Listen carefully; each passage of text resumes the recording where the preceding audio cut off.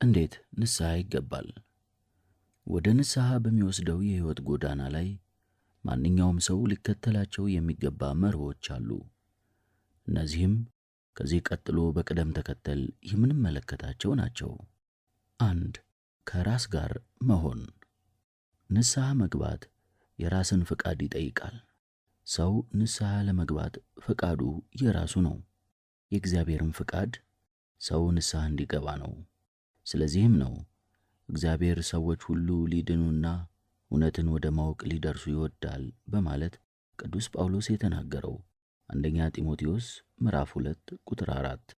ከዚህ ተያይዞም በምን ላይና እንዴት ንስሐ ይገባል የሚል ጥያቄ መነሳቱ አይቀርም። ለዚህ መልስ ለመስጠት ደግሞ ከሚከተሉት መካከል በአንደኛው ወይም በሌላኛው የምትመደብ ስለሆንክ ከራስ ጋር መሆን ይገባሃል። ሀ ምናልባት ያለህበትን የኃጢአት ባህርና የጥፋት አዘቅት አልተገነዘብክ ይሆናልና ከራስ ጋር መሆን ያስፈልግሃል። ለ እስካሁን የሠራኸውን ኃጢአት አውቀህ ከዚህ ለመገላገል ዕድልና ጊዜ ስትጠብቅ ሌላ ኃጢአት ወይንም የባሰ በደል ትጨምር ይሆናልና በኃጢአት ተከበህ ከመውደቅህ በፊት ወደ ራስህ ተመልሰህ ከአንተው ጋር መሆን ያስፈልግሃል። ከራሳችን ጋር የሆንን እንደሆነ ድካማችንንና ኃጢአታችንን ለእግዚአብሔር መናገር አይከብደንም። መዝሙር 50 ቁጥር 1 እስከ 17። ለእግዚአብሔር የነገርነውን ኃጢአታችንን ለመምህረ ንስሐችን መናገርም አያስፈራንም። ይህም ጸሎተ ንስሐ ከተደረገልን በኋላ ሥጋውን ደሙን ለመቀበል የተዘጋጀን ያደርገናል።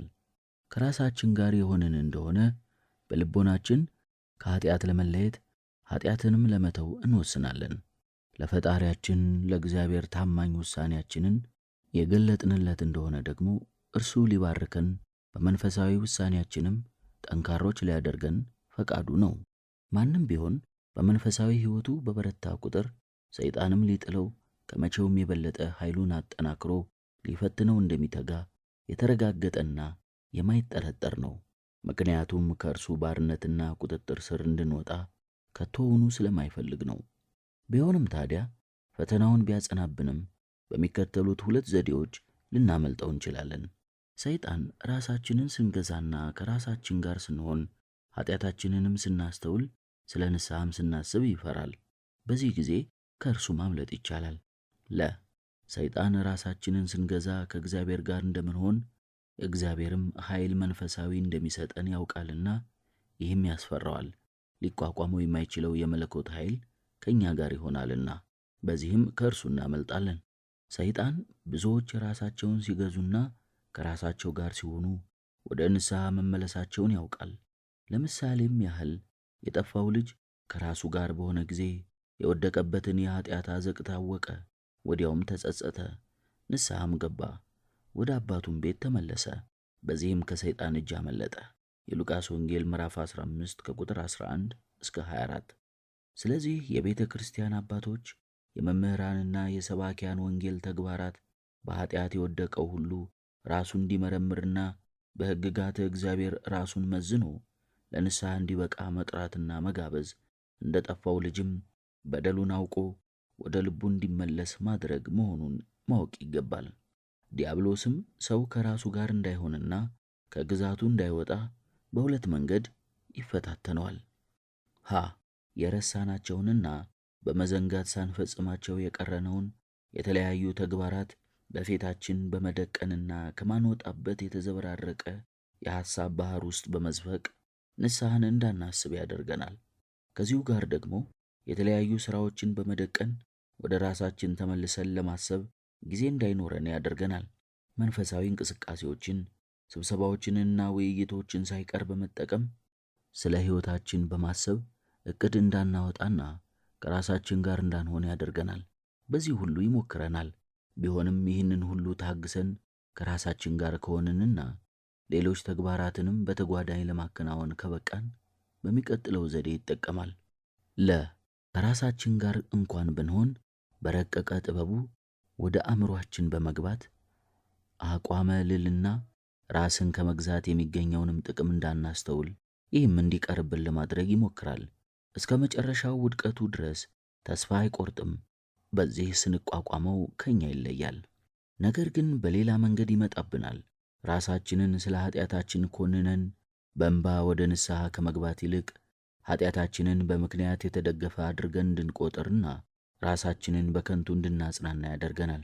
ስለዚህ ዓላማችን ራሳችንን ከኃጢአት ለማንጻት ነው እንጂ ራሳችንን በማታለል ለመጽናናትና በኃጢአትም ለመኖር ስላይደለ በተቻለን መጠን ለአእምሮአችን ታዛዥና ለልቦናችን ታማኝ መሆን ያስፈልገናል። የቀራጩንና የፈሪሳውያንን ታሪክ እናስታውስ። ቀራጩ በትሕትና ሆኖ ኃጢአቱን ተናዘዘ፣ ልመናውና ኑዛዜውም ተቀባይነትን አገኘ። ፈሪሳዊው ግን በመመጻደቅ ኃጢአቱን ከመሸፋፈኑ በእግዚአብሔር ዘንድ የተናቀ ሆነ። የሉቃስ ወንጌል ምዕራፍ 18 ቁጥር 13። ስለዚህ ምክንያት በመደርደርና በመመጻደቅ ሌሎችንም በመናቅና በሌሎች በመፍረድ ስርየት ማግኘት አይቻልምና ራስን ከመደለል መራቅ እንደሚገባ ቅዱስ ጳውሎስና ቅዱስ ዮሐንስ ተናግረዋል። እንዲህ ብለው፣ አንተ የምትፈርድ ሰው ሁሉ ሆይ የምታመካኘው የለህም፣ በሌላው በምትፈርድበት ነገር ራስህ ትኮነናለህና። ሮሜ ምዕራፍ 2 ቁጥር 1። ለኃጢአታቸው ምክንያት የላቸውም። የዮሐንስ ወንጌል ምዕራፍ 15 ቁጥር 22። ስርየት የሚገኘው በንስሐ እንጂ ምክንያት በመደርደር አይደለም። ንስሐ መግባትም ስርየት ኃጢአትን ለማግኘት የበቃን ያደርገናል። ከፈሪሳዊ ይልቅ ቀራጩ በራሱ ላይ እንደፈረደ ሁሉ በግራ ከተሰቀለው ወንበዴ ይልቅ በቀኝ የተሰቀለውም እንዲሁ በራሱ ፈረደ። ስላደረግነውም የሚገባንን እንቀበላለንና በእኛስ እውነተኛ ፍርድ ነው በማለት በራሱ የፈረደው ፍርድና የገባው ንስሐ ለገነት አብቅቶታልና እርሱን ልናስታውስ ይገባናል። የሉቃስ ወንጌል ምዕራፍ 23 ቁጥር 41። እንግዲህ ራሳችንን ስለ ኃጢአታችን እንውቀስ። እንዲህ ብናደርግ ለንስሐ የሚያበቃ የተሰበረ ልብ ይኖረናልና የእግዚአብሔር ወዳጆች እንሆናለን። በመጽሐፍም በልቦናቸው ትሑታን ለሆኑ እግዚአብሔር ቅርብ ነው ተብሏልና፣ ቅዱስ እንጦንስም ደግሞ እኛ ራሳችንን ከወቀስንና በራሳችን ከፈረድን እግዚአብሔር ደግሞ በእኛ ደስ ይለዋል በማለት በእውነት ተናግሯል። ስለዚህ ከራሳችን ጋር ስንሆን ኃጢአታችንንም ስናስተውል በራሳችን ላይ ከመፍረድ በቀር ለራሳችን ይቅርታ በማድረግ በሌላው ላይ መፍረድና ማመካኘት አስፈላጊ አይደለም። ይህ ለአዳምና ለሔዋንም አልጠቀማቸውምና። ታላቁ ቅዱስ መቃርዮስም ወንድሞቼ ሆይ በእናንተ ሳይፈረድባችሁ አስቀድማችሁ እናንተ በራሳችሁ ላይ ፍረዱ በማለት መክሯል። እግዚአብሔርም በፍርድ ከሚቀጣን እኛው ራሳችንን ብንቀጣ የቀለለና መልካም ነው። ስለ ኃጢአታችን በራሳችን በምንፈርድበት ጊዜ ሁሉ ደግሞ ቅዱስ እንጦንስ እኛ ኃጢአታችንን ያስታወስን እንደሆነ እግዚአብሔር ይተዋቸዋል፣ እኛ ግን ኃጢአታችንን የዘነጋን እንደሆነ እግዚአብሔር ያስታውሰናል ሲል የተናገረውን ማስታወስና ማስተዋል መልካም ነው። ቅዱስ ዳዊት ስለ ኃጢአቱ በነቢዩ በናታን በተነገረው ጊዜና በራሱ ላይ በፈረደ ጊዜ ወዲያው ኃጢአትህ ተሰረየችልህ የሚል የምሥራችን ሰማ። ዳዊትም ናታንን እግዚአብሔርን በድያለሁ አለው። ናታንም ዳዊትን እግዚአብሔር ደግሞ ኃጢአትህን አርቆልሃል አትሞትም አለው። ሁለተኛ ሳሙኤል ምዕራፍ 12 ከቁጥር 1 እስከ 13። እኛ ግን ናታን መጥቶ እስኪነግረን ድረስ መጠበቅ የለብንም። ቀድመን ስለ በደላችን በራሳችን ልንፈርድ ይገባናል። ራሳችንንም መውቀስ ያስፈልገናል። በዚህም ንስሐ ገብተን ከእግዚአብሔር በምናገኘው ይቅርታ ከራሳችን ጋር ለመሆን ዘወትር ልንተጋ ይገባናል። 2.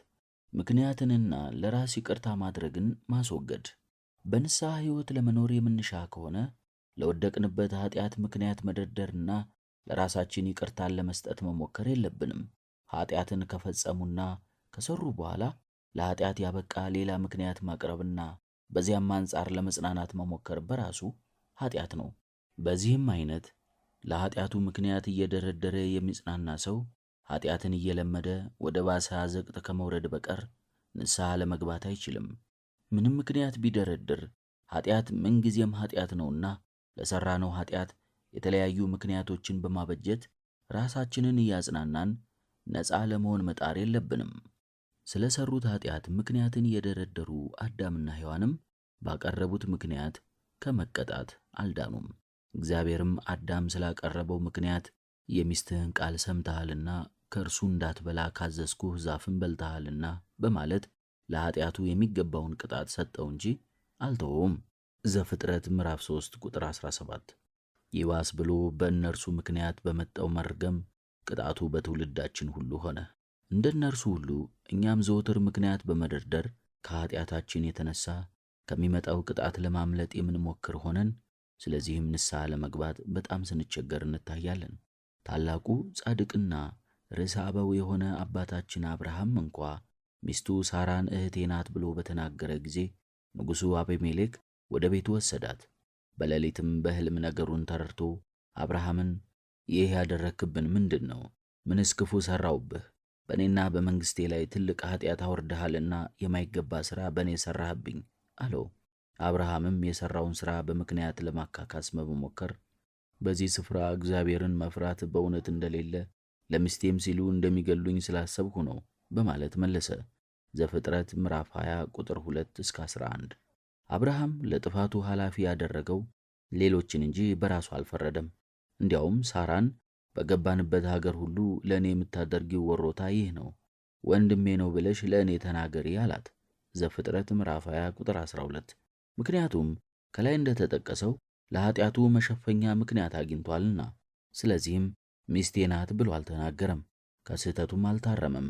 ለኃጢአቱም ዘወትር መሸፋፈኛ ምክንያት ለሚደረድር ሰው ምክንያት እስካገኘ ድረስ በድያለሁ፣ ኃጢአት ሰርቻለሁ ማለት እጅግ ከባድ ነው። አንዳንድ ሰዎች የሰሩት ኃጢአት ግልጥ ያለ ሆኖ ሳለ ምክንያት ከማቅረብ ግን አይቆጠቡም።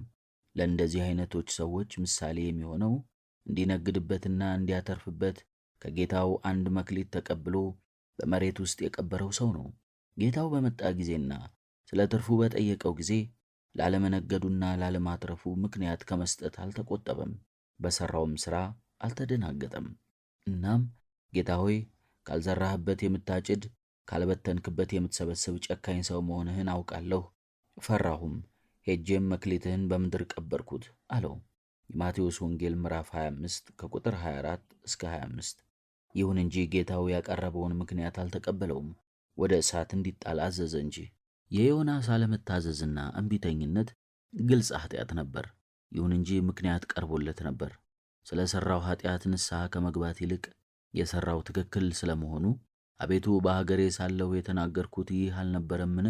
አንተ ቸርና ይቅር ባይ ታጋሽም ምሕረትህም የበዛ ከክፉ ነገርም የተነሳ የምትጸጸት አምላክ እንደሆንክ አውቄ ነበርና፣ ስለዚህ ወደ ተርሴስ ለመኮብለል ፈጥኜ ነበርና፣ አሁንም አቤቱ ከሕይወት ሞት ይሻለኛልና እባክህ ነፍሴን ከእኔ ውሰድ በማለት ተናገረ እንጂ ኃጢአት ሰርቻለሁና ይቅር በለኝ አላለም።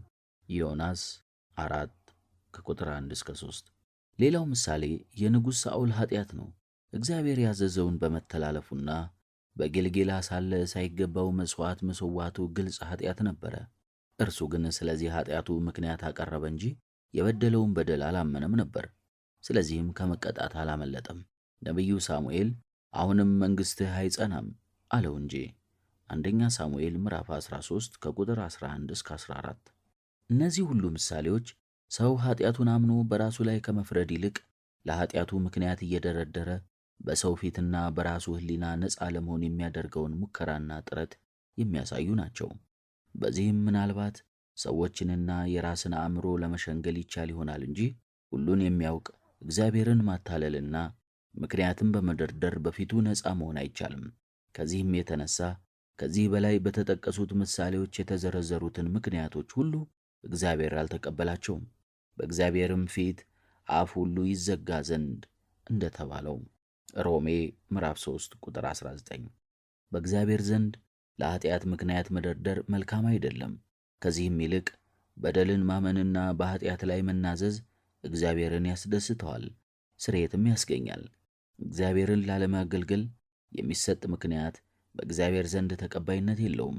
ለምሳሌ ነቢየ እግዚአብሔር ሙሴ በተጠራ ጊዜ እኔ አፌ ኮልታፋ ምላሴም ጸያፍ የሆነ ሰው ነኝ፣ ትናንት ከትናንት ወዲያ ባሪያህንም ከተናገርኸኝ ጀምሮ አፌ ትብ አይደለሁም ብሎ ምክንያት ቢያቀርብም አልተቀበለውም።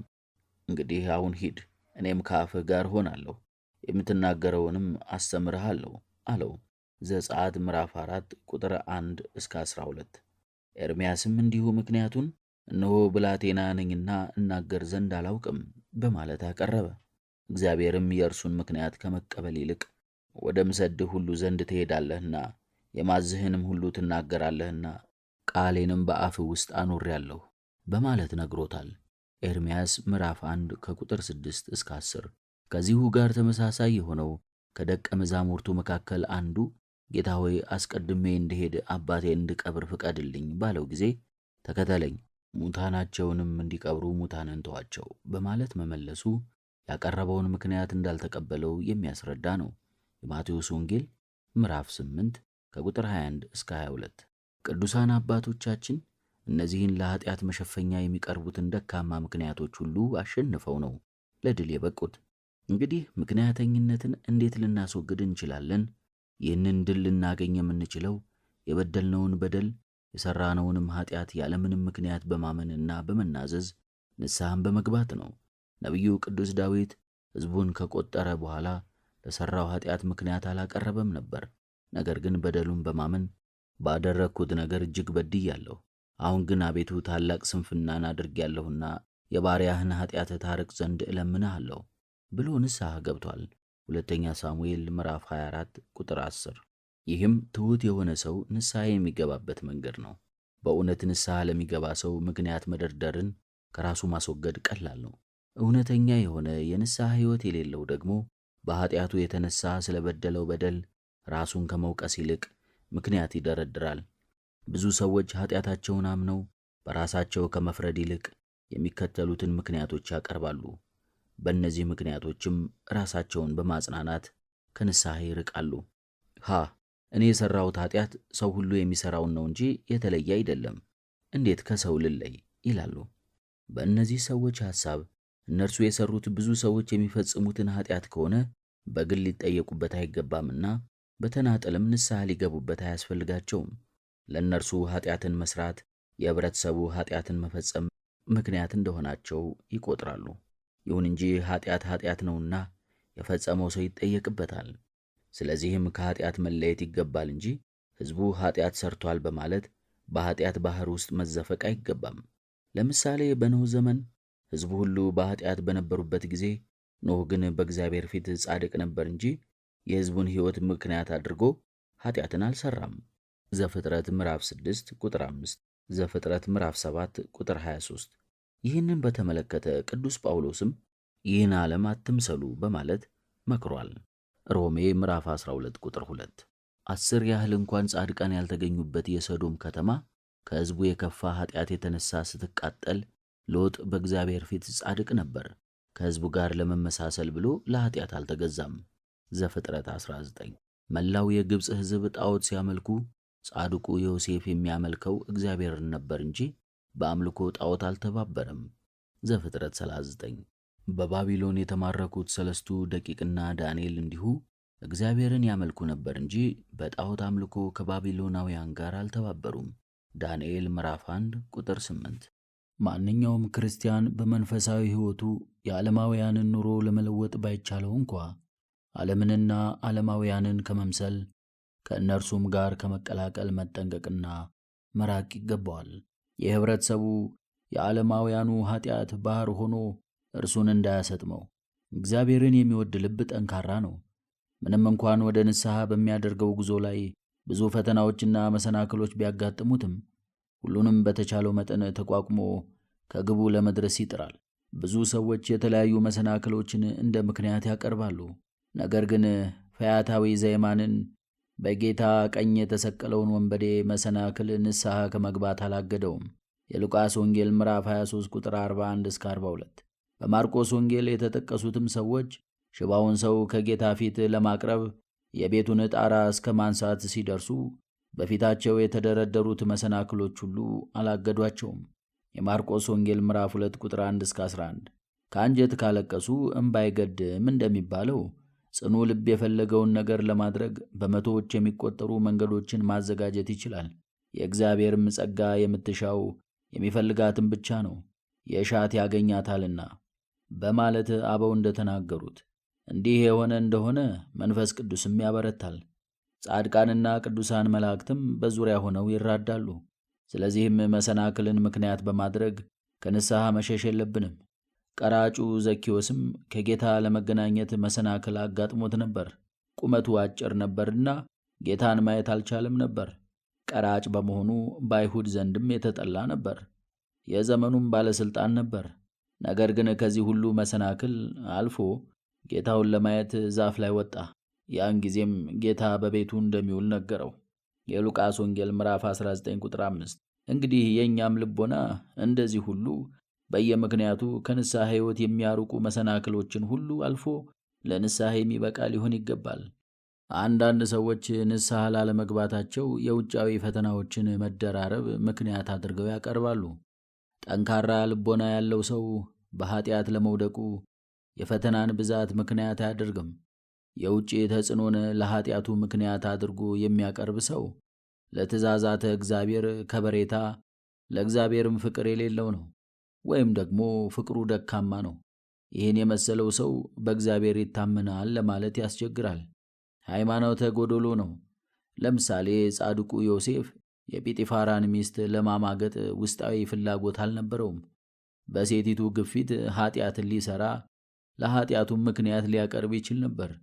ባሪያ፣ ታዛዥ፣ ባይተዋር ስለሆንኩ ኃጢአትን ሠራሁ ለማለት በቂ ምክንያት ነበረው። እርሱ ግን እንዴት አድርጌ በእግዚአብሔር ፊት ይህንን ኃጢአት እሠራለሁ አለ። ዘፍጥረት ምዕራፍ 39 ቁጥር 9።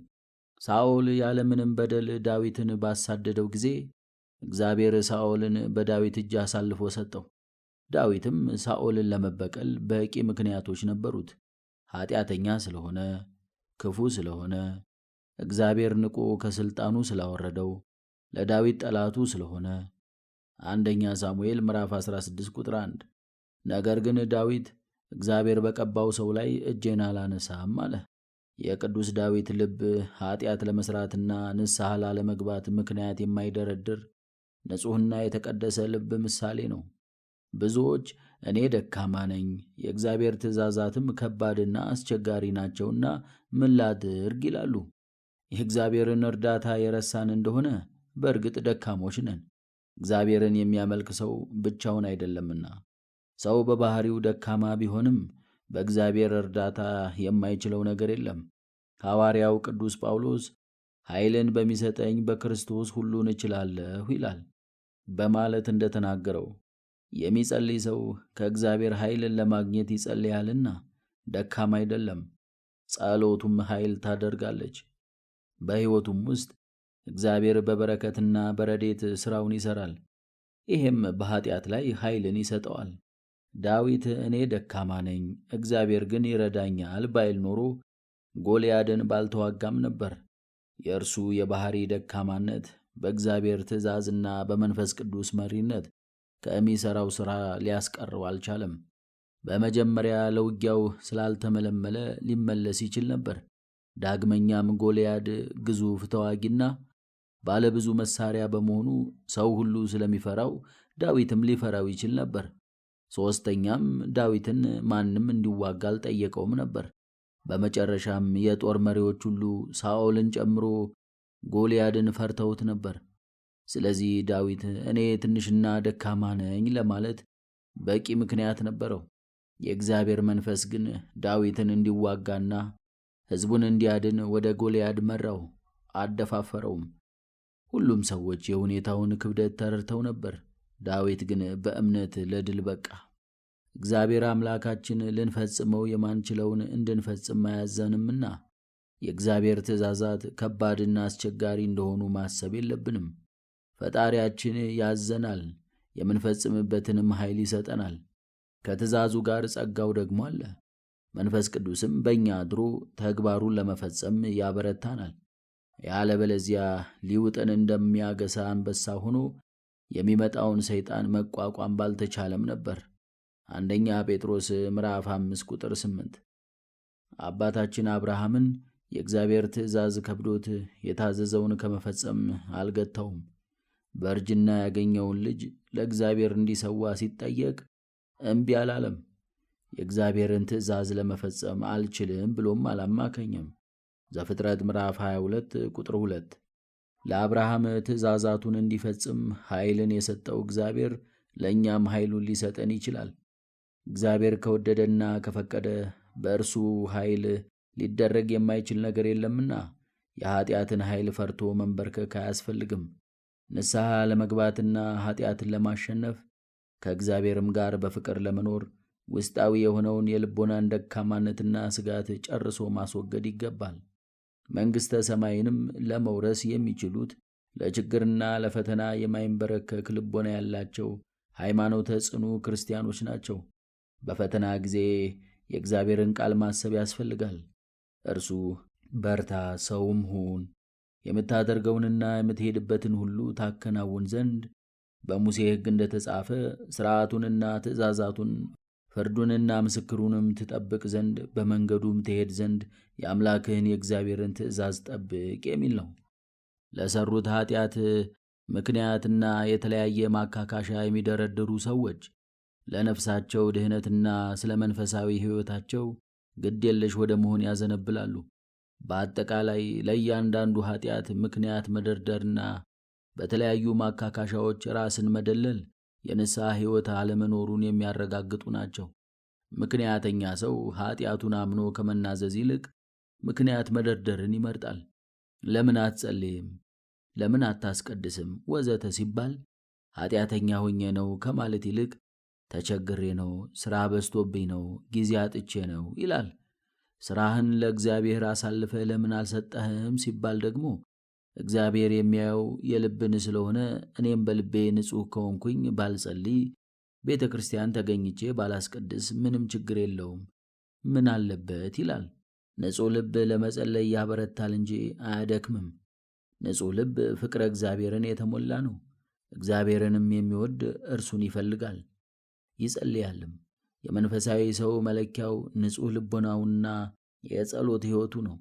የልብ ንጽሕና ለጸሎት አስፈላጊ ነው። ምክንያቱም ከንጹሕ ልብ የሚወጣው ጸሎት በእግዚአብሔር ዘንድ ተሰሚነትና ተቀባይነት ያገኛልና ነው። የማይጸልይና በኀጢአቱ ላይ የማያለቅስ ሰው ንጹሕ ልብ ሊኖረው አይችልም። ምክንያተኛውን ሰው ለምን አትጾምም ብትሉት የሚጾም ሁሉ ጻድቅ ነው ይላል። ስለ ሰዎች ምን አገባህ? እግዚአብሔር የሚጠይቅህ ስለ ራስህ ነው ቢባል ከእግዚአብሔር ጋር መኖር ከምግብ ላይ ሳይሆን በልብ ንጽሕና ላይ የተመሠረተ ነው ይላል። ጾም ወደ ልብ ንጽሕና የሚያደርስ መሆኑን አያስተውልም። በአጠቃላይ እንግዲህ ወደ እግዚአብሔር ለመቅረብ ኀጢአትን ለመተውና ንስሐ ለመግባት ምክንያትን እንቅፋት ወይንም መሰናክል ማድረግ መልካም አይደለም። እግዚአብሔርን ለማግኘት የፈለገ ማንም ሰው ቢሆን ያገኘዋል። ዋናው ነገር እግዚአብሔርን ለማግኘት መፈለግ ነው። ከፈለግነው እግዚአብሔር ሊያድነን፣ ከኀጢአት ሊያነጻን፣ በእኛም አድሮ የወደደውን መልካም ነገር ሁሉ ሊያደርግ ፈቃድ ነው። ዮሐንስ ወንጌል ምዕራፍ 5 ቁጥር 6። ንስሐ ለመግባት አለመዘግየት፣ አጋጣሚውን መጠቀም። አንዳንድ ሰዎች ንስሐ ለመግባት የገጠማቸውን የተመቻቸ አጋጣሚ ሳይጠቀሙበት በመቅረት ዕድሉ አመልጧቸዋል። እግዚአብሔር ሰው ሁሉ ኀጢአቱን መርምሮ ወደ ንስሐ እንዲመለስ የተቀደሰ ጸጋውን ሊያድለውና በልቦናው አድሮ ለመሥራት አብዝቶ ይሻል። ሰው በተለያዩ ሁኔታዎችና አጋጣሚዎች ለምሳሌም በመጻሕፍት፣ በዝማሬ፣ በበሽታ፣ በአደጋ፣ በሞት ወዘተ ተመክሮ ንስሐ ሊገባ ይችላል። በእነዚህ አጋጣሚዎች የሚጠቀምባቸው ሰውም አስተዋይ ነው። የጠፋው ልጅ ተነስቼ ወደ አባቴ ቤት እሄዳለሁ ሲል እንደተናገረና ከአባቱ እንደታረቀ ወደ ቤቱም እንደተመለሰ የሉቃስ ወንጌል ምዕራፍ 15 ቁጥር 18። የማያስተውል ሰው ደግሞ ኤሳውን ይመስላል። ኤሳው ብኩርናውንና በረከቱን ሁሉ ካጣ በኋላ ወደ አባቱ ገብቶ በረከቱን ታናሽ ወንድሙ እንደወሰደበት ባወቀ ጊዜ ታላቅ እጅግ መራራ ጩኸት ጮኸ፣ ቃሉንም አንስቶ አለቀሰ። ዘፍጥረት ምዕራፍ 27 ቁጥር 34 እስከ 38። ከዚያ በኋላ በረከቱን ሊወርስ በወደደ ጊዜ እንደ ተጣለ ታውቃላችሁና በእንባ ተግቶ ምንም ቢፈልገው ለንስሐ ስፍራ አላገኘምና በማለት ቅዱስ ጳውሎስ ስለ እርሱ ተናግሯል። ዕብራውያን ምዕራፍ 12 ቁጥር 17። በመኃልየ መኃልየ ዘሰሎሞን የተጠቀሰችውም ሴት ጌታዋ ሲጠራት እየሰማች ዝም አለች። ጌታዋ ትቷት ከሄደ በኋላ ተነስታ ፈለገችው፣ ነገር ግን አላገኘችውም። ተጣራች፣ እርሱ ግን አልመለሰላትም። መኃልየ መኃልይ ምዕራፍ 5 ቁጥር 6። ዕድሉን አልተጠቀመችበትምና እግዚአብሔር ግን ሌላ ዕድል ሰጣት። ያመለጠው ዕድል ተመልሶ ሊገኝ የማይችልበት ጊዜ አለ። ቀደም ብለን በሌላኛው ምዕራፍ የጠቀስነው የፌሊክስና የንጉሥ አግሪጳ ታሪክ የሚያስተምረን ይህንኑ ነው። የሐዋርያት ሥራ ምዕራፍ 24 ከቁጥር 24 እስከ 27። ፌሊክስን የእግዚአብሔር መንፈስ ለንስሐ አነሳሳው። እርሱ ግን ያገኘውን ዕድል በቀጠሮ አራዘመ። ከዚያ በኋላ ንስሐ ስለ መግባቱ በመጽሐፍ አልተጻፈም። ንጉሥ አግሪጳም ለማመንና ንስሐ ለመግባት በተቃረበ ጊዜ ወደ እርሱ የመጣችውን ዕድል ሳይጠቀምባት ቀረ። ዳግመኛም አላገኛትም። የሐዋርያት ሥራ ምዕራፍ 26 ከቁጥር 19 እስከ 29። የኢትዮጵያዊ ጃንደረባ ግን ያገኘውን ዕድል ሳያመነታ ወዲያው ተጠቀመበት። አመነ፣ በፊልጶስም እጅ ተጠመቀ። እነሆ ውሃ እንዳልጠመቅ ማን ይከለክለኛል አለ። የሐዋርያት ሥራ ምዕራፍ 8 ቁጥር 36።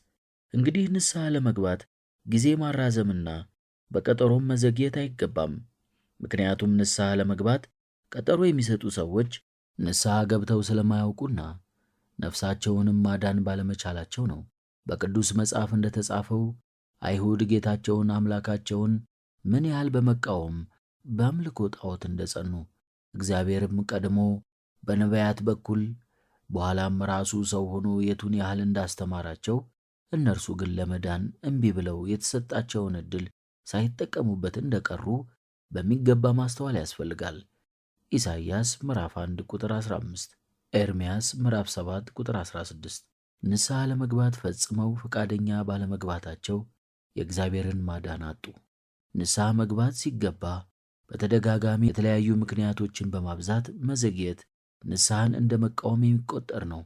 ይህም በፈርዖን ሕይወት ውስጥ የታየ ነው። ፈርዖን ከነጎድጓድና በረዶ መቅሰፍት በኋላ በዚህ ጊዜ በደልሁ፣ እግዚአብሔር ጻድቅ ነው፣ እኔና ሕዝቤም ኃጢአተኞች ነን፣ የአምላክ ነጎድጓድ በረዶም በዝቷልና ወደ እግዚአብሔር ጸልዩ እለቃችሁም አለሁ አለ። ዘጸአት ምዕራፍ 9 ቁጥር 27 እስከ 28። ይሁን እንጂ ንስሐ አልገባም፣ የተናገረውንም አልፈጸመውም። ገና ደግሞ ዘገየ እንጂ።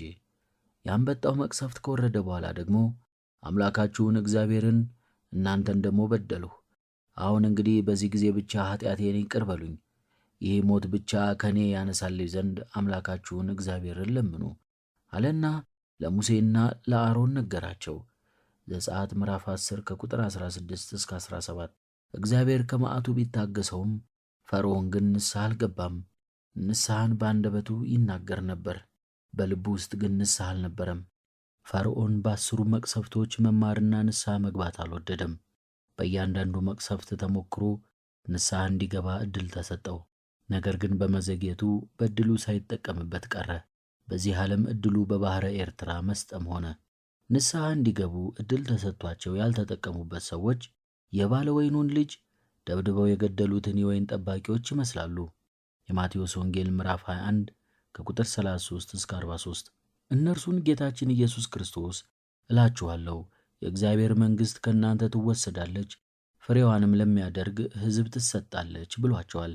ታላቁ ሶምሶምም ሌላ ምሳሌ ሊሆነን ይችላል። ደሊላም በወደደ ጊዜ ኃጢአትን ጀመረ። ከእርሱም ጋር የነበረው የእግዚአብሔር መንፈስ ተለየው።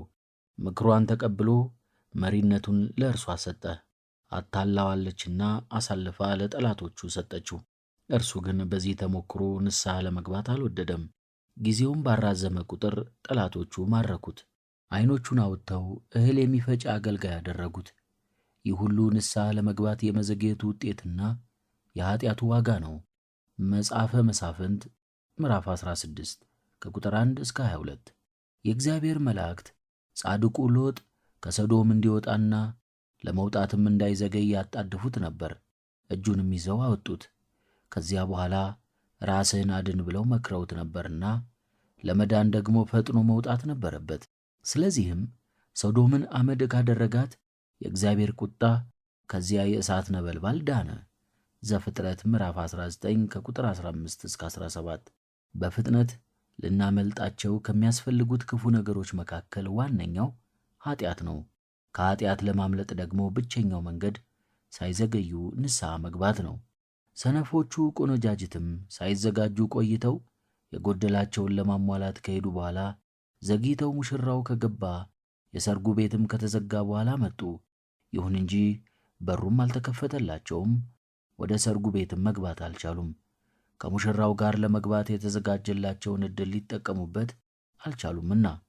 የማቴዎስ ወንጌል ምዕራፍ 25 ቁጥር 12። ኤልዛቤልም ንስሐ እንድትገባ ጊዜና ዕድል ተሰጣት። እርሷ ግን ንስሐ ለመግባት አልወደደችም። ንስሐ የምትገባበትን ጊዜ ባራዘመች መጠን ስለ እምቢታዋ መቅሰፍት ታዘዘባት። ራእይ ምዕራፍ 2 ከቁጥር 20 እስከ 23። ስለዚህ ሰዎች ሁሉ በሠራነው ኃጢአት ላይ ከመናዘዝና ንስሐ ከመግባት መዘግየትና የእግዚአብሔርን ቸርነትና ትዕግሥት መፈታተን የለብንም። ሐዋርያው ቅዱስ ጳውሎስ ወይስ የእግዚአብሔር ቸርነት ወደ ንስሐ እንዲመራህ ሳታውቅ የቸርነቱንና የመቻሉን የትዕግሥቱንም ባለጠግነት ትንቃለህን? በማለት መክሮናልና በእግዚአብሔር ትዕግሥት ተጠቅመን ለንስሐ ለመብቃት መበርታት ያስፈልገናል። ንስሐ ለመግባት ያልዘገዩ ሰዎች ምሳሌ። ቅዱስ ዳዊት ልበ ንጹሕና ንስሐ ለመግባትም ፈጣን ሰው ነበር። የቀርሜሎሱ ናባል በበደለውና ባሳዘነው ጊዜ ለበቀል ተዘጋጅቶ ሳለ የናባል ሚስት አቢግያ ወደ እርሱ ዘንድ መጥታ ስላሰበው ነገር በገሰጸችው ጊዜ ስለ ዝናውና ክብሩ ከእርሷ ጋር አልተከራከረም። ነገር ግን ዛሬ እኔን ለመገናኘት አንቺን የሰደደ የእስራኤል አምላክ እግዚአብሔር ይመስገን፣ ወደ ደም እንዳልሄድ በእጄም በቀል እንዳላደርግ ዛሬ የከለከለኝ አእምሮሽ የተመሰገነ ይሁን፣ አንቺም የተመሰገንሽ ሁኚ አላት። ንስሐው እጅግ በፍጥነት ነበር። በኦርዮን ሚስት ስለ ሠራው ኃጢአት ናታን በገሰጸው ጊዜ አላንገራገረም ነበር። ወዲያው እኔ በእግዚአብሔር ፊት በድያለሁ በማለት ንስሐ ገባ እንጂ። መዝሙሮቹ ሁሉ በእንባና በለቅሶ የተሞሉ ነበሩ። ነቢዩ ዮናስ በሰበከው ስብከት የነነዌ ከተማ ከ40 ቀናት በኋላ ትቃጠላለች በማለት ሲነግራቸው፣ የነነዌ ሰዎች ግን 40 ቀን እስኪሞላ አልጠበቁም ነበር። ወዲያው ንስሐ ገብተው ከእግዚአብሔር ቁጣ ዳኑ እንጂ። እንግዲህ እግዚአብሔር ለንስሐ የሰጠውን ዕድል ተጠቅሞ ወዲያው ንስሐ የሚገባ ሰው ደስ ሊለው ይገባል። ያ ዕድል ዳግመኛ ይገኝ እንደሆነስ ማን ያውቃል? ሐዋርያው ቅዱስ ጳውሎስና ሲላስ የታሰሩበት እስር ቤት በተናወጠ ጊዜ የእስር ቤቱ ጠባቂ ጳውሎስንና ሲላስን ምን ላድርግ አላቸው።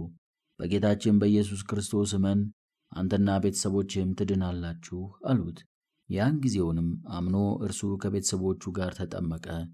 ለማመንና ንስሐ ለመግባትም ጊዜ አልወሰደም። የእነዚህ ሰዎች ሕይወት እንዲህ ወዲያው ንስሐ ለመግባት የተዘጋጀና ታዛዥ ከሆነ እኛ ደግሞ የእነርሱን አርያ ከመከተል ይልቅ ለምን በየምክንያቱ ንስሐ ለመግባት እንዘገያለን? በሕይወታችን ውስጥ እኔ ንስሐ እገባለሁ፣ ወዲያው፣ በዚያው ዕለት፣ በዚያው ሰዓት፣ ዛሬ ወዘተ የሚሉትን ቃላት በተግባር መፈጸሙን መለማመድ በጣም ያስፈልጋል። መዘግየትን ያስወግዳሉና። የቅዱሳን ሕይወት ለንስሐ ቀጠሮ መስጠትና መዘግየት የማይገባ መሆኑን ያስተምረናል። ይህም ከዚህ በላይ የጠቀስናቸውን የእግዚአብሔር ሰዎች የመሰለ ነው። ንስሐ ለመግባት ያገኙት ዕድል በመዘግየት ያመለጣቸው ሰዎች። ብዙ ሰዎች እግዚአብሔርን አግኝተው ለንስሐ እርሱ በሰጣቸው ዕድል ሳይጠቀሙ ቀርተው ይጠፋሉ። ለምሳሌ ቃየል ከቅናት የተነሳ በወንድሙ ላይ ተነስቶ በነበረ ጊዜ እግዚአብሔር ኃጢአት በደጅ ሆና ታደባለች፣ ፈቃዷም ወደ አንተ ነው፣ አንተ ግን በእርሷ ንገስባት ብሎት ነበር። ቃየል ይህንን የንስሐ ጥሪ ሳይቀበል በመቅረቱ የቀረበለትን ዕድል አልተጠቀመበትም። ሀብታሙ ሰው በወንጌል መንግሥተ ሰማይ ለመግባት የፈለገው ሀብታም ሰው የሚያድነውን ጌታ አገኘው። ጌታም ፍጹም ልትሆን ብትወድ ሂድና ያለህን ሽጠህ ለድሆች ስጥ፣ መዝገብም በሰማያት ታገኛለህ፣ መጥተህም ተከተለኝ ባለው ጊዜ አዘነ እንጂ ፈቃደኛ አልሆነም። ያገኘውንም ዕድል ሳይጠቀምበት ቀረ።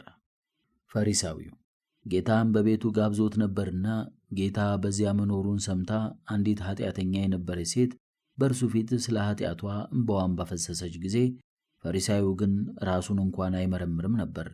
ጌታም እኔ ወደ ቤትህ ገባሁ፣ ውሃ እንኳን ለእግሬ አላቀረብክልኝም፣ እርሷ ግን በእንባዋ ራሴን አራሰች፣ በጠጉሯም አበሰች አለው። ስምዖን ባገኘው ዕድል አልተጠቀመምና። በዚህ ዕድል ሳይጠቀሙና ንስሐ ሳይገቡ በመቅረታቸው ብዙ ነፍሳት እነሆ በሲኦል አሉ። እንግዲህ የእኛም ሐሳብ ከሲኦል እሳት ለመዳን ከሆነ ቅዱስ ጳውሎስ ቀኖቹ ክፉዎች ናቸውና ዘመኑን ዋጁ ያለውን ማሰብ አለብንና ንስሐ ለመግባት የጊዜ ቀጠሮ ከመስጠትና ከመዘግየት እንራቅ። ንስሐ የምንገባበትን ጊዜ የተለያዩ ምክንያቶችን በመፍጠር የሚያራዝምብን ሰይጣን መሆኑን ማወቅ ተገቢ ነው። ሰይጣን ንስሐ አያስፈልጋችሁም አይልም። ነገር ግን ወደፊት ሰፊ ጊዜ ስላላችሁ የሚያጣድፍ ነገር የለም በሚል ሐሳብ ያጓትትብናል። እናም ልናውቅበትና ልንጠነቀቅ ያስፈልጋል። ንስሐ ለመግባት ከወሰንን መዘግየት የለብንም። ምክንያቱም ለነፍሳችን ዋስትና የለንምና የዛሬው መንፈሳዊነታችን እንዳለ ላይቆይ ይችላልና በመዘግየታችን ሰይጣን እንዳይጥለን። በዙሪያችን ስላሉትና ስለሚሆኑት ነገሮች እርግጠኞች አይደለንምና ጊዜዋንና ዕድሏን ካገኘን ዘንዳ ማራዘም አይገባም። ሲነጋም ምን ሊፈጠር እንደሚችል አናውቅምና ዛሬ ልንጠቀምበት ያስፈልጋል። ጠላት ዲያብሎስ ከፊታችን የሚደቅነውን እንቅፋትና መሰናክል አናውቀውምና ያገኘነው ዕድል አምልጦን ሌላ ዕድል ስንጠብቅ የባሰ ኃጢአት ልንሰራ እንችል ይሆናልና ኃጢአትን በስህተት ከመስራት ልምድ ወደ ማድረግ ከዚያም ለኃጢአት ወደ መገዛት በመጨረሻም ፍጻሜ ወደ ሆነውና ተስፋ ወደ ሌለው ዘላለማዊ ሞት መድረስ ይመጣልና መዘግየት መልካም አይደለም። ፈጥኖ ንስሐ የማይገባ ሰው ፍቅረ እግዚአብሔር የሌለው ሕገ እግዚአብሔርን የተላለፈ ከእግዚአብሔር ጋር ለመታረቅና ሕያው ለመሆን የማይሻ በፍቅረ ኃጢአት ልቦናው የተሞላ ንስሐ ለመግባት የማይፈልግና ለንስሐም ያልተዘጋጀ የራሱን ሐሳብ ከፈቃድ እግዚአብሔር የበለጠ አድርጎ የሚያስብ ለራሱ ሕይወት የማይጨነቅና የቅድስናን ሕይወት የማይናፍቅ በመንፈሳዊ ሕይወት የደከመ ነው። ስለዚህ ንስሐ ለመግባት በዘገየን መጠን ወደዚህ የሞት ሕይወት እያዘነበልን መሄዳችንን በማሰብ ከመዘግየት እንራቅ። ቅዱስ ጳውሎስ ዛሬ ድምፁን ብትሰሙት ልባችሁን እልኸኛ አታድርጉት እንዳለ። ልብን አለማደንደን። ለእግዚአብሔር ጥሪ የሚኖረን ምላሽ መጠን። እግዚአብሔር ማንኛውንም ሰው ወደ ንስሐ ይጠራል። ሰዎች ለዚህ ጥሪ የሚሰጡት ምላሽ ግን እንደየልቦናቸው የተለያየ ነው። በዚህ ጥሪ ውስጥ ለሰው ካለው የማይለካ ፍቅር የተነሳ እግዚአብሔር የሰው ልጆችን ሁሉ መዳን ይፈልጋል። አንደኛ ጢሞቴዎስ ምዕራፍ 2 ቁጥር 4። ስለዚህም ከቀድሞ ዘመን ጀምሮ ወደ ጥፋት በሚወስደው ኃጢአት የጸኑትን የሰው ልጆች ወደ ቅድስና ለመመለስ ነቢያትን፣ ሐዋርያትን፣ ሊቃውንትንና መምህራንን ሁሉ ላከ። በይቅርታ አለፈው። በእርሱም መለኮታዊ የሕይወት ጥሪውን አስተላለፈ። ያለማወቅንም ዘመን በይቅርታ አለፈው። በመጽሐፍም እንግዲህ እግዚአብሔር ያለማወቅን ወራት አሳልፎ አሁን በየቦታቸው ንስሐ ይገቡ ዘንድ ሰውን ሁሉ ያዛል ሲል እንደተናገረ የሐዋርያት ሥራ ምዕራፍ 17 ቁጥር 30። በመምህራኑ አንደበት የእግዚአብሔርን የጥሪ ድምፅ እንድንሰማ እነርሱን ሰጠን። ዋናው ነገር ይህንን የጥሪ ጩኸት የሚሰማ የሚያዳምጥስ ማን ነው? ማንስ ይቀበለዋል? ጥሪውን ለመስማትስ ምን ዝግጅት አለ? የሚሉትን ጥያቄዎች መመለስ ነው። የሰው ልቦና የእርጥብ ልምጭና የደረቅ እንጨት ያህል የተለያየ ነው። ልምጩን ቢያጥፉት ይታጠፋል፣ ቢጠቀልሉት ቢዘረጉትም ይታዘዛል። ደረቁ እንጨት ግን እሺ አይልም። ደረቅ ከመሆኑ የተነሳ ቢጫኑት እንኳ ይሰበራል። ይህን የመሰለው ደንዳና ልብ እግዚአብሔር ወደ ቅድስና ቢጠራውም በእጄ ብሎ በንስሐ አይመለስም። ሰውነቱ ለበሽታው ከሚሰጠው መድኃኒት ጋር የተለማመደ ሰውም እንዲህ ነው። ከበሽታው ሳይድን እንደተሰቃየ ይሞታል። ሕይወቱ ኃጢአትን የተለማመደች ሰውም ልቦናውን በእግዚአብሔር ቃል ሰብሮ ወደ ንስሐ አይመለስም። በጀመረው ኃጢአት ተገዝግዞ ይሞታል እንጂ። በመጽሐፈ ምሳሌ ሰነፍን ብትወቅጠው ስንፍናው ከእርሱ አይርቅም እንደተባለው ምሳሌ 27:22።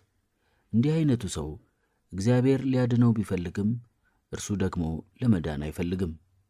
ኃያሉ አምላክ እግዚአብሔር ምናምንቴዎችን ፈለገ፣ እነርሱ እምቢ አሉ። እርሱ ደካሞችን ጠራ፣ ጆሮዎቻቸውን ደፈኑ። በራቸውን አንኳኳ፣ አጠንክረው ዘጉት። የተወደደ የሕይወት ቃሉ ግን ሰውን ከተደበቀበት ስፍራ እንኳን ይጣራል። መኃልየ መኃልይ ምዕራፍ 2 ቁጥር 8። እንዲህ የሆነበት ምክንያት ስለ ሰው ልቦና ጭካኔና መደንደን ነው። ልባቸውን ላደነደኑት አይሁድ ጌታችን ኢየሱስ ክርስቶስም ዘማውያንና ቀራጮች ከእናንተ ቀድመው ወደ እግዚአብሔር መንግሥት ይገባሉ ብሏቸዋል። የማቴዎስ ወንጌል ምዕራፍ 21 ቁጥር 31። ከዚህ በተቃራኒ ደግሞ ልቦናቸው ገርና ወዲያው ተነሳሂ የሆኑ ሰዎችም አሉ። ሰማርያዊቱ ሴት በአንድ ጊዜ ንግግር አምናለች። ዮሐንስ ወንጌል ምዕራፍ 4። በኦርዮ ሚስት ላይ ኃጢአት የሠራው ዳዊት ናታን በደሉን በነገረው ጊዜ ወዲያው ንስሐ ገባ፣ በቀንና በሌሊትም አነባ። መዝሙር 6። ከዚህ በመነሳት ነው አበው ለጻድቅስ አንዲት ቃል ትበቃዋለች የሚሉት። ሳኦል የተለወጠው በአንዲት ጌታችን በተናገራት ሐረግ ነው። አመነ፣ ለሞትም እንኳን ታመነ። አንደኛ ጢሞቴዎስ ምዕራፍ 1 ቁጥር 13፣ የሐዋርያት ሥራ ምዕራፍ 9 ከቁጥር 1 እስከ 19። ቅዱስ ጴጥሮስም የዶሮውን ጩኸት ሲሰማ አምርሮ አለቀሰ፣ ንስሐም ገባ። መልካምን ልብ ተነሳሂ ማድረግ ከባድ አይደለምና። ጌታችን ኢየሱስ ክርስቶስ በዛፍ ላይ ወደ ነበረው ዘኪዎስ ተመለከተ። ቀራጩን ዘኪዎስንም አነጋገረው። እርሱም አልዘገየም፣ ወዲያው በሕዝቡ ፊት ንስሐ ገባ። የሉቃስ ወንጌል ምዕራፍ 19 ቁጥር 5። ከዚያ በፊት ጌታችን ጸሐፍትን፣ ፈሪሳውያንን፣ የአይሁድ ካህናትን አነጋግሯቸዋል። አንዳቸውም ለንስሐ የተዘጋጀ ልቦና አልነበራቸውም። የዘኪዎስ ልብ ግን እንደ እነርሱ ደንዳና አልነበረም። ቀራጩ ሌዊ በኋላ ስሙ ማቴዎስ የተባለው ሕይወቱን ለመለወጥ ያስፈለገው ተከተለኝ የሚለው አንድ የጌታ ጥሪ ድምፅ ብቻ ነበር። እናም ሁሉንም ነገር ትቶ ከተቀመጠበት የመቅረጫ ወንበር ተነስቶ ጌታውን ተከተለ። የማቴዎስ ወንጌል ምዕራፍ 9 ቁጥር 9። ጴጥሮስና እንድርያስም ጌታ ከእንግዲህ ወዲያ ነፍሳትን የምታጠምዱ አደርጋችኋለሁና ተከተሉ ባላቸው ጊዜ የማጥመጃ መረባቸውን ከባህር ዳር ትተው ተከተሉት። የማርቆስ ወንጌል ምዕራፍ 1 ቁጥር 17። ቅንና ንቁ ልቦና የእግዚአብሔርን የጥሪ ድምፅ እስከሚሰማ አይዘገይም። ለማንኛውም የተቀደሰ መለኮታዊ ምልክት ወዲያው ምላሽ ይሰጣል።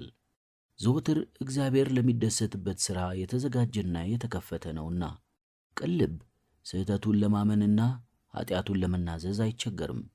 ክፉ ልብ ግን አመፀኛ ነው። ዳዊት ከቀርሜሎሱ ሰው ከናባል ጋር በመብል የተነሳ ሊዋጋ በተዘጋጀ ጊዜ የናባል ሚስት አቢግያ ስትወቅሰው ወዲያው ተጸጸተ፣ ከተሳሳተ መንገዱም ተመለሰ። እንዲህም አላት፣ ዛሬ እኔን ለመምከር አንቺን የሰደደ የእስራኤል አምላክ እግዚአብሔር ይመስገን። ወደ ደም እንዳልሄድ በእጅህም በቀል እንዳላደርግ ዛሬ የከለከለኝ አእምሮሽ የተመሰገነ ይሁን፣ አንቺም የተመሰገንሽ ሁኚ። አንደኛ ሳሙኤል ምዕራፍ 25 ቁጥር 33። ቅን ልብ ተግሣጽን ይቀበላል፣ ክፉ ልብ ግን ምክርና ተግሣጽን አይቀበልም። ሐሳቡንም ስለ መልካም ነገር አይለውጥም። ትዕቢተኛ ነው። እግዚአብሔር ደግሞ ትዕቢተኞችን ይቃወማል፣ ለትሑታን ግን ጸጋን ይሰጣል። የያዕቆብ መልእክት ምዕራፍ 4 ቁጥር 6። ልበ ደንዳኖች ራሳቸውን ያጠፋሉ፣ ሕዝብን ያጠፋሉ፣ እግዚአብሔርን ያጣሉ። ጨካኝ ልብ ንስሐን ያዘገያል። ጨካኝ ልቦና ወደ ንስሐ የሚደረገውን ጉዞ ያዘገያል። ለዚህ ዋነኛ ምሳሌ የሚሆነው ፈርዖን ነው። እግዚአብሔር ያመጣቸው መቅሰፍቶች ሁሉ ልቦናውን ሊሰብሩት አልቻሉም። እግዚአብሔርን አምኛለሁ ብሎ የእግዚአብሔርንም ምሕረት ካገኘ በኋላ ዳግመኛ ልቡን ከቀደመው የበለጠ ያስጨክን ነበር። እስኪጠፋ ድረስ ልቦናው ደንዳና ነበር። በመጽሐፍ ፈርዖንም ጸጥታ እንደሆነ ባየ ጊዜ ልቡን አደነደነ፣ እግዚአብሔርም እንደተናገረ አልሰማቸውም። ዘጸአት ምዕራፍ 8 ቁጥር 15። እንደተባለው እግዚአብሔር ፈርዖንን በእነዚህ መቅሰፍቶች ሁሉ ወደ ንስሐ ጠራው። እርሱ ግን ስለ ልቦናው ጥንካሬና ስለ ጭካኔው ጠፋ፣ አልዳነምም። በሁለተኛ ደረጃ ምሳሌ የምናደርገው በምድረ በዳ ሳሉ እግዚአብሔር ያደረገላቸውን ድንቅ ተአምራት ዘንግተው ልቦናቸውን ወደ እርሱ ከመመለስ ያደነደኑትን እስራኤላውያንን ነው። ከዚህም የተነሳ እግዚአብሔር ብዙ ጊዜ ልበ ደንዳና ይላቸው ነበር። ዘጸአት 32 9፣ 33 ከ3 እስከ 5፣ 34 9፣ ዘዳግም ምዕራፍ 9 ቁጥር 6። በሕዝቅኤልም እነርሱ ፊታቸው የተጨማተረ ልባቸውም የደነደነ ልጆች ናቸው ብሏቸዋል። ሕዝቅኤል ምዕራፍ 2 ቁጥር 4። በሌላም ስፍራ ምግባረ ጠንካራና ልበ ደንዳና ናቸው ብሏቸዋል።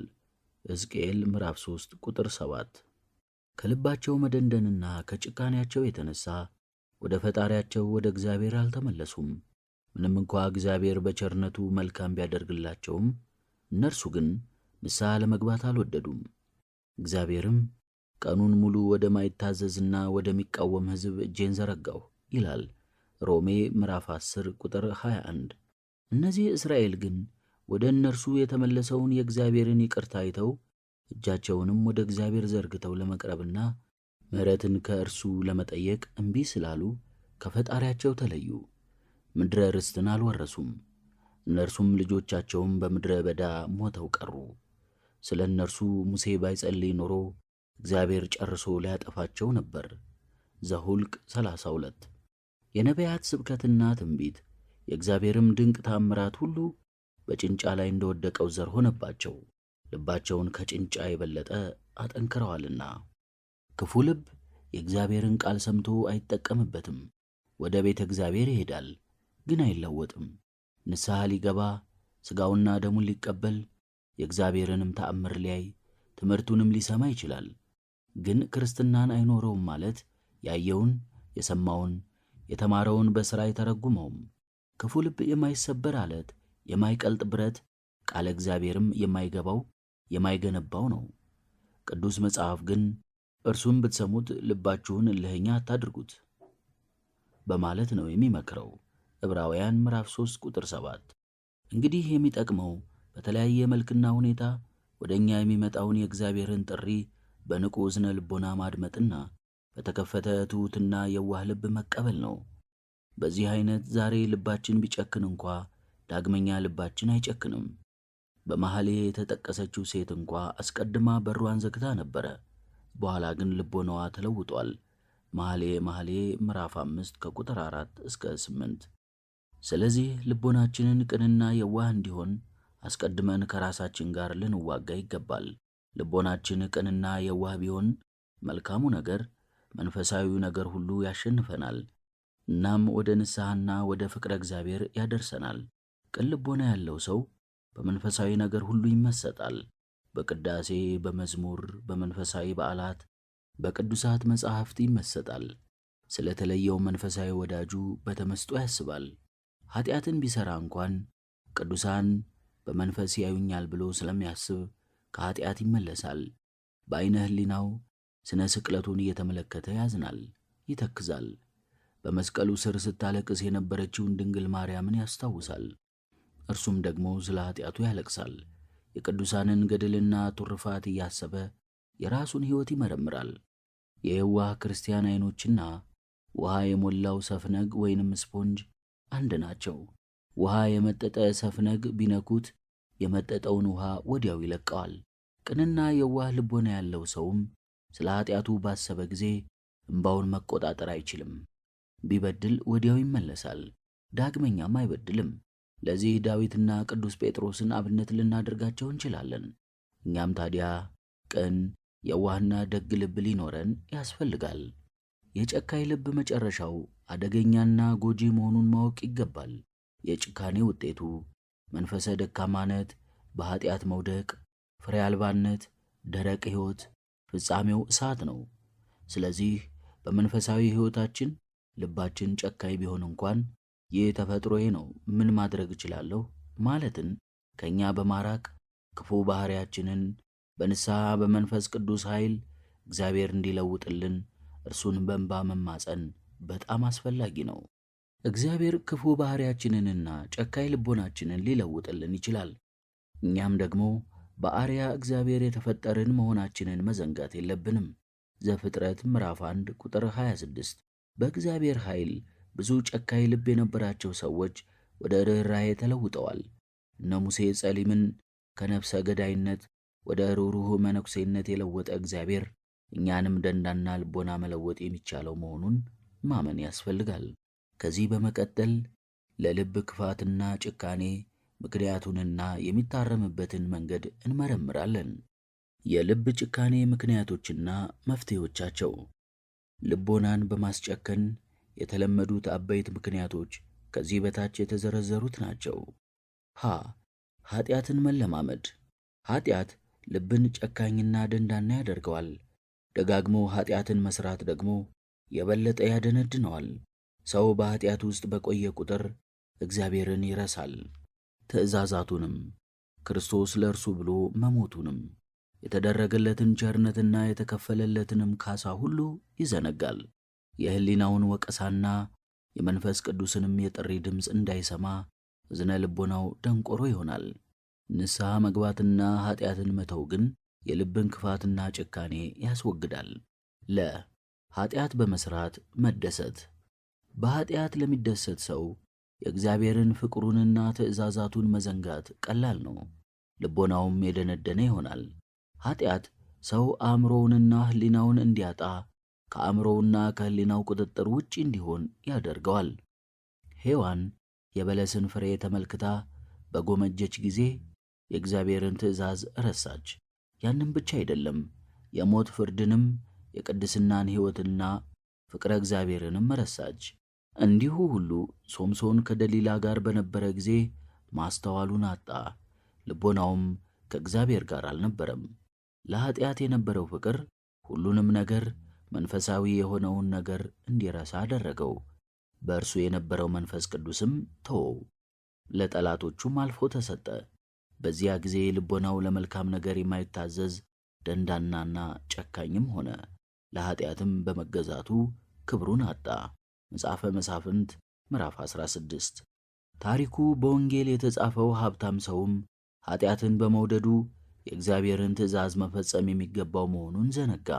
በእርሱ የነበረው የገንዘብ ፍቅር ልቦናውን ስላደነደነው የጌታን ትእዛዝ በሰማ ጊዜ በሐዘን ወጥቶ ሄደ። የፈለገውንም የዘላለም ሕይወት ለማግኘት አልቻለም። ማቴዎስ ወንጌል ምዕራፍ 19 ቁጥር 22። ደንዳና እንዲሁም ጨካኝ የነበረው የፈርዖን ልቦና በእስራኤል ሥቃይ ለመደሰት የሚሻ ስለነበረ እነርሱን ነፃ ለመስደድ ፈቃደኛ አልነበረም። ከኃጢአት የተነሳ የደነደነ ልብ ፈጥኖ ንስሐ ለመግባት ፈቃደኛ አይሆንም።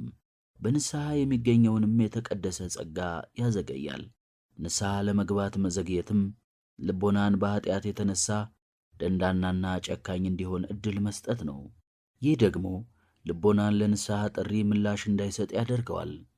ሰው ኃጢአትን የተለማመደ እንደሆነ ንስሐ ከመግባት ይልቅ በኃጢአቱ ይቀጥላል። በኃጢአቱ መቀጠሉ ደግሞ በሚሠራው ኃጢአት እንዲደሰት ያደርገዋል። ከኃጢአት የሚገኘው ደስታ ልቦናን ያደነድነዋል፣ ለመንፈሳዊ ነገርም እንዳይገዛ ያደርገዋል። ለዚህ መፍትሔው ከኃጢአት የተነሳ ደስታ አገኛለሁ ብሎ ማሰብን ፈጽሞ ከሕሊና ማራቅ ብቻ ነው።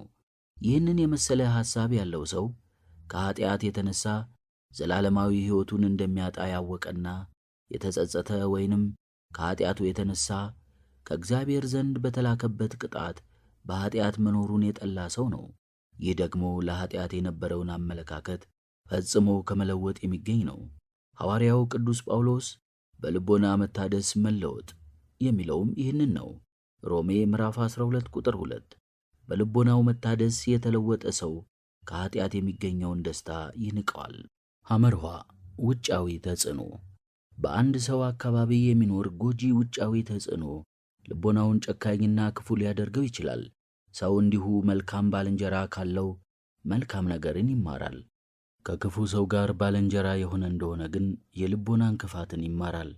አክዓብ ከኤልዛቤል ክፋትን ባይማር ኖሮ ናቡቴን ባልገደለም ነበር። አንደኛ ነገሥት ምዕራፍ 21 ከቁጥር 1 እስከ 16። ሚስቱ ኤልዛቤል የኃጢአትን ውጤት የሚያስከትለውንም ቅጣት አቅልላ አክዓብን መከረችው። ልቡንም አጨክነዋለችና ናቡቴን ገደለው። የክፉ ባልንጀሮቹ ምክር በአባቱ በሰለሞን ዙፋን የነገሰውን የወጣቱን ንጉሥ የሮዓብን ልቦና አስጨከነው። የእነርሱንም ምክር በመቀበሉ ከክብሩ ተዋረደ፣ ልቦናውም ከእግዚአብሔር ተለየ። አንደኛ ነገሥት ምዕራፍ 12 ከቁጥር 8 እስከ 11። ኃጢአትን እንደ ቀላል ነገር በመቁጠር ሌሎች ሰዎችም እንዲፈጽሙት የሚመክሩ አንዳንድ ሰዎች አሉ። እነዚህ ሰዎች ለምሳሌ መጠጥን፣ ዝሙትን፣ ማጨስን፣ መጨፈርን፣ መቃምን ወዘተ ለማያውቀው ሰው ለመጀመሪያ ጊዜ የሚያስጠኑ ናቸው። የእነርሱን ምክር የሚሰማ የሚከተለውም ሰው ኃጢአትን ይለማመዳል፣ ልቦናውም ወደ ክፋትና ወደ መደንደን ይሄዳል። ስለዚህ አበው ባልንጀራህን ንገረኝና ማንነትህን እነግርሃለሁ ማለታቸው ትክክል ነው። እንዲህ ከሆነ ደግሞ ከማይሆን ባልንጀርነት መጠበቅ ያስፈልጋል። ወደ ኃጢአት የሚያደርሱ መጻሕፍትንና ፊልሞችን መመልከትም ለልቦና ክፋትና ጭካኔ አስተዋጽኦ አለው። እነዚህን የሚወድ ሰው እግዚአብሔር በማይደሰትበት ስፍራ ይገኛል። እነዚህን መጻሕፍትና ፊልሞች በማንበብና በማየት የሚያገኘው ዕውቀት መንፈሳዊ አመለካከቱን ይቀንሰዋል። በዚያው መጠን ደግሞ ልቦናው እየደነደነ ይሄዳል። ስለሆነም የምናነበውን መጽሐፍና የምናየውን ፊልም የምንከተለውንም አመለካከት በጥንቃቄ መምረጥ ያስፈልጋል። በቤታችን ውስጥ እንኳን ሆነን የምናደምጠውን መመርመር ይገባናል። ማንኛውንም ምክርና ትምህርት ከመቀበላችንና በተግባር ከመፈጸማችን አስቀድሞ መፈተንና መልካምነቱን ማረጋገጥ ተገቢ ነው። በመጽሐፍ ሁሉን ፈትኑ መልካሙን ግን ያዙ ተብሏልና ባልንጀራችንን በመምረጥም ጠንቃቆች እንሁን። ቅዱሳት መጻሕፍትንና የቅዱሳንን ሕይወት አብነት ማድረግም በእጅጉ ጠቃሚ ነው። ለእንቅፋቶች፣ ለፈተናዎች መንበርከክ። ለክርስቲያን በሕይወቱ ፊት የሚደቀኑትን እንቅፋቶች ወይም ፈተናዎች ማለፍ እንጂ ለእነርሱ መንበርከክ አይገባም። የሰዎችን የመንፈሳዊ ሕይወት ጉዞ ለማደናቀፍ እንቅፋት ከመደቀን የበለጠ ለአጋንንት የሚቀላቸው ነገር የለም።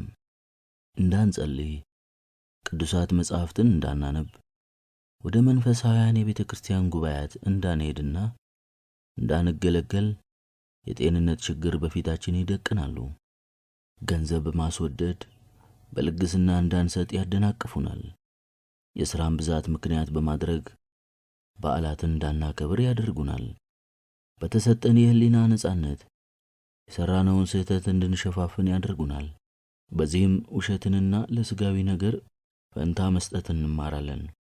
ለእነዚህ እንቅፋቶች ከተንበረከክን ግዴለሽነትን ስለምንለማመድ ልቦናችን እየጠነከረና ጨካኞች እየሆንን እንሄዳለን። ለመልካም ነገር ጠንካራ የሆነ ልቦና እነዚህን እንቅፋቶች እየተወጣ በዚህም መንፈሳዊ ደስታን እያገኘ ይኖራል። ፈተና በገጠመውም ጊዜ ሁሉ ቅዱስ ጴጥሮስ በእምነት ጸንታችሁ ተቃወሙት በማለት የተናገረውን ያስታውሳል። አንደኛ ጴጥሮስ ምዕራፍ 5 ቁጥር 9። የእግዚአብሔርን ቸርነት ወይንም ደግነት አለማስተዋል። የእግዚአብሔርን ቸርነትና ደግነቱን አለማስተዋል ወደ ልቦና ክፋትና ጭካኔ ይመራል። ሰው በሠራው ኃጢአት እግዚአብሔር ያልቀጣው እንደሆነ ያልተቀጣው ከእግዚአብሔር ቸርነት የተነሳ መሆኑን በመዘንጋት ሕጉን መተላለፍና እግዚአብሔርን መዳፈር ይጀምራል። ልቦናውም በዚህ መጠን ይደነድናል፣ ይጨክናል። የሠራውን ኃጢአት አውቆ እግዚአብሔርን ስለመበደሉ ራሱን የሚኮንን ቅዱስ ልቦና ያለው ሰው ደግሞ አይታጣም። የእግዚአብሔርን ቸርነት ባለማስተዋል በኃጢአት ላይ ኃጢአትን በመጨመር ልቦናን ስለሚያደነድን ሰው ቅዱስ ጳውሎስ ወይስ የእግዚአብሔር ቸርነት ወደ ንስሐ እንዲመራህ ሳታውቅ የቸርነቱንና የመቻሉን የትዕግሥቱንም ባለጠግነት ትንቃለህን? በማለት ተናግሯል። ሮሜ ምዕራፍ 2 ቁጥር 4። አንዳንድ ጊዜ ስለ ፈሪሃ እግዚአብሔር በማውሳትና ስለ ሕገ እግዚአብሔር መናገር ጠቃሚ ነው። ምክንያቱም ክፉ ልብን ሊለውጥ ይችላልና ነው። የሚያፈቅር ሰው ስለ ፍቅረ እግዚአብሔር ቢነግሩት ይጠቀማል። ለጨካኙ ሰው ደግሞ ስለ ፈሪሃ እግዚአብሔር ቢነገረው ሊጠቅም ይችላል። ቅዱስ ጳውሎስም ፍራ እንጂ የትዕቢትን ነገር አታስብ በማለት መክሯል። ሮሜ ምዕራፍ 11 ቁጥር 20።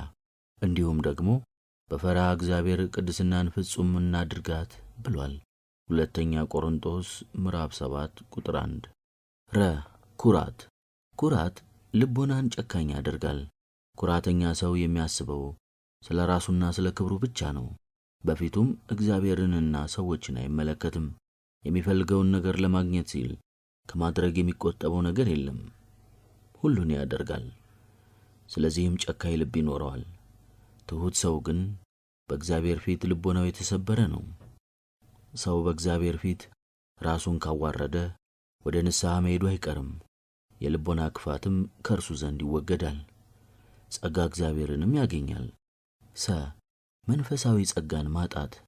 መንፈሳዊያን ምስጢራትን በግዴለሽነት የሚፈጽም ሰው ክብራቸውን ይቀንሳል። የሚፈጽማቸው ምስጢራት እንኳን አይለውጡትም።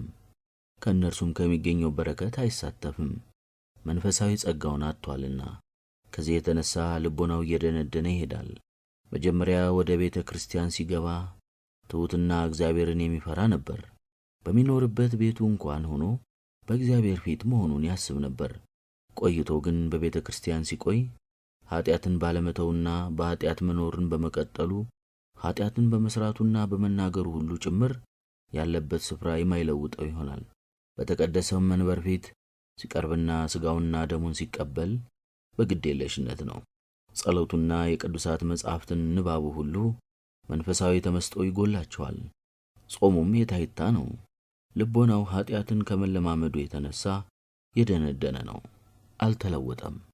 መንፈሳዊ አገልግሎትን በመደጋገም በመፈጸም የአገልግሎቱን ክብር ከልቦናችን ማጥፋትና የሚገኘውንም ጸጋ ማጣት የለብንም። ለምሳሌ ገዳማትን ለመጀመሪያ ጊዜ ያየ ሰው ለእነዚህ ገዳማት የሚሰጠው ክብርና ያለውን ፍቅር ዘወትር ከሚመላለሰው ሰው እጅግ የበለጠ ነው። ለመጀመሪያ ክህነትን የተቀበለ ስልጣነ ክህነት ያገኘ ሰው ለቤተ መቅደሱና ለሥርዓቱ የሚሰጠው ክብር ዘወትር ከሚቀድሰው ካህን የበለጠ ነው። ይህም ሰዎች አንድን ነገር ደጋግመው መስራታቸው ወይንም ማየታቸው ለዚያ ነገር የሚሰጡትን ክብር በእጅጉ የሚቀንሰው መሆኑን የሚያረጋግጥ ነው። ይህ ደግሞ ልቦናን ወደ ማደንደን ያደርሳል፣ ከጸጋ የተራቆተም ያደርጋል። ይህም መልካም አይደለም። ስለዚህ መንፈሳዊ አገልግሎትን የሚፈጽም ሰው አገልግሎቱን በመንፈሳዊ ማስተዋል በትሕትና ሊያደርገው ይገባል። በዚህ መልክ የሚያበረክተው አገልግሎት የከበረ ከመሆኑም በላይ የራሱንም ልቦና ወደ እግዚአብሔር በመመለስ ጸጋን ያገኝበታል።